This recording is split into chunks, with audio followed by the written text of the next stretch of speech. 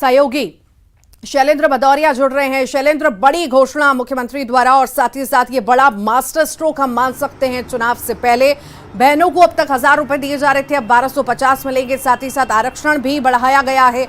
वहीं देखें gas cylinder की बात करें तो वो भी अब सावन के महीने में कम पैसों में मिलेगा।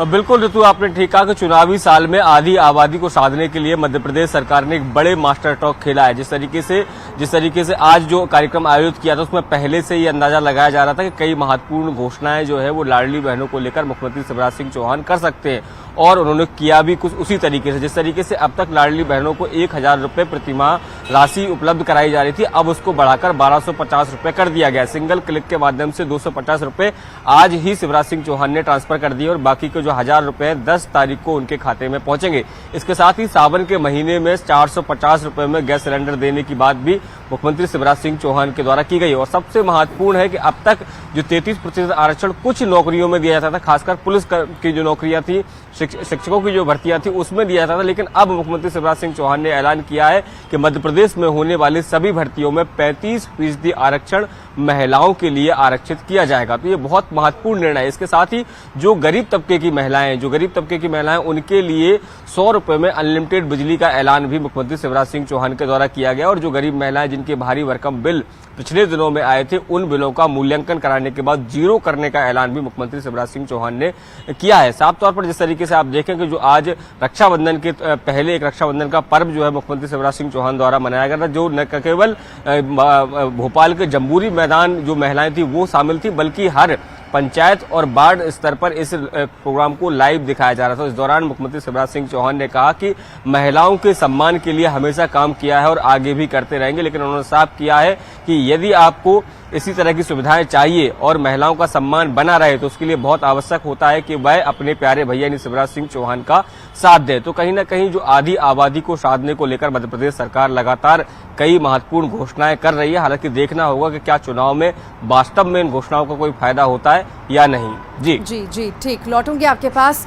आशुतोष पुरोहित भी हमारे साथ खरगोन से जुड़ गए हैं। आशुतोष, बड़ी सभा मुख्यमंत्री की हुई, साथ ही साथ उन्होंने महिलाओं को साधने के लिए बड़ी बड़ी घोषणाएं की हैं। साथ ही साथ हर महीने जो 1000 रुपए देने की बात थी, अब वो 1250 होंगे। क्या कहती हैं वहां की महिलाएं आखिर?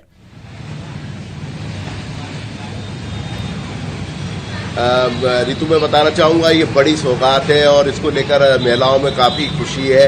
और महिलाएं ये भी मान रही कि रक्षाबंधन के पहले सीएम शिवराज सिंह चौहान जो मामा भी कहे जाते हैं उन्होंने सौगात दी। हमारे साथ खुद कुछ महिलाएं मौजूद है, आइए उनसे ही जानते हैं कि किस प्रकार की सौगात है आज जो गैस की टंकी है वो 4.5 क्या बात है।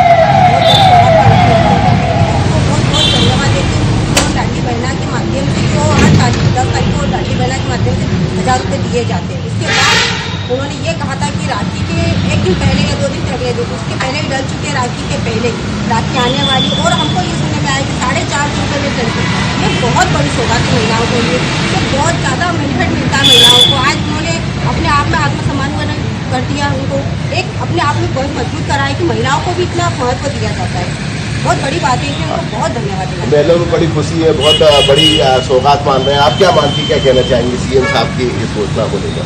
ये हम सभी बहनें, न केवल लाडली बहना भारत मध्य प्रदेश की सभी बहनों के लिए बहुत बड़ी सौगात है। ये राखी का तोहफा, जैसे कि उन्होंने कहा था, हमारे शिवराज भैया ने कहा था, हमारे सबके प्रिय मामा जी ने कहा था कि राखी के पहले ही वो एक सौगात देने वाले हैं। तो ये राखी के पहले की बहुत बड़ी सौगात है हम सभी के लिए। इसके लिए हम सबकी तरफ से बहुत बहुत धन्यवाद रहेगा हमारे शिवराज भैया को। तो देख सकते हैं आप ऋतु की महिलाएं जो काफ़ी खुश नजर आ रही हैं और वो सीएम शिवराज सिंह का आभार भी मान रही है। ऋतु जी ठीक, आप दोनों का ही बहुत बहुत शुक्रिया जानकारी को साझा करने के लिए।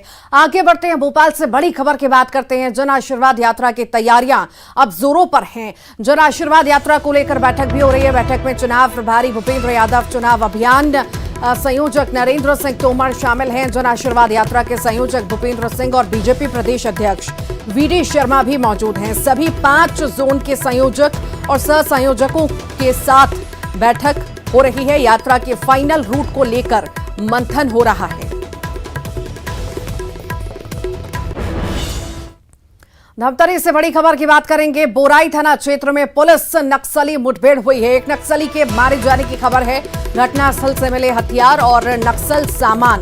बोराई क्षेत्र में सर्चिंग टीम के साथ मुठभेड़ हुई है। इलाके में नक्सली मूवमेंट की खबरें मिल रही थी। जानकारी के बाद सर्चिंग की जा रही थी। शनिवार शाम मुठभेड़ हुई थी।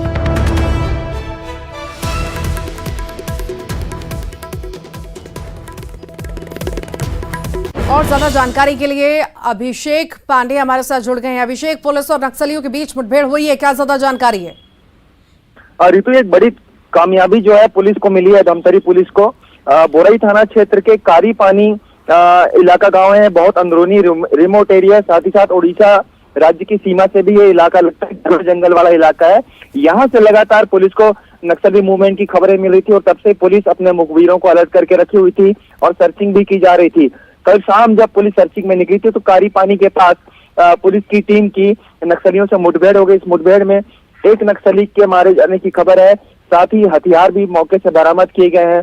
जो टीम सर्चिंग में गई थी फिलहाल वो लौटी नहीं है, उसके लौटने का इंतजार है, लेकिन इस बात की पुष्टि हो चुकी है कि एक नक्सली इस मुठभेड़ में मारा गया है और उससे हथियार बरामद किया गया है। साथ ही साथ इस मुठभेड़ की कामयाबी के बाद पुलिस ने अपने सारे मुखबिरों को और चौकन्ना कर दिया, साथ ही साथ सर्चिंग और बढ़ा दी गई है। ऋतु, ठीक, बहुत बहुत शुक्रिया।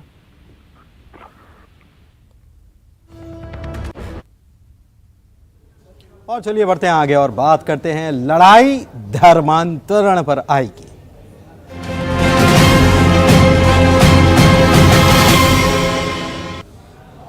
चलिए, 23 की लड़ाई धर्मांतरण पर आई।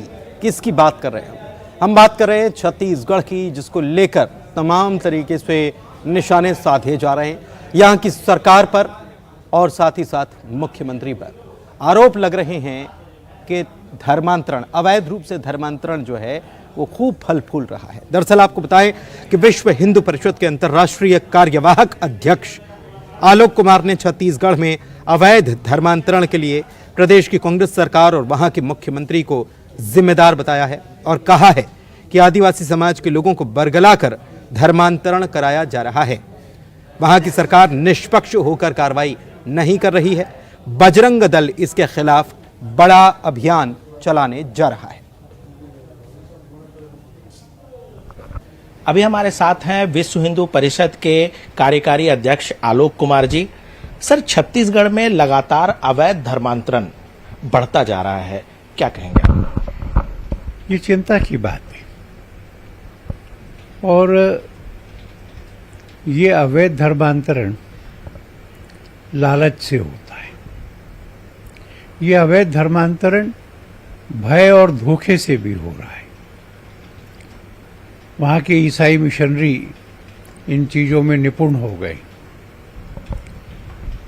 छत्तीसगढ़ के पड़ोस के मध्य प्रदेश में अभी एक कोर्ट का भी निर्णय आया है।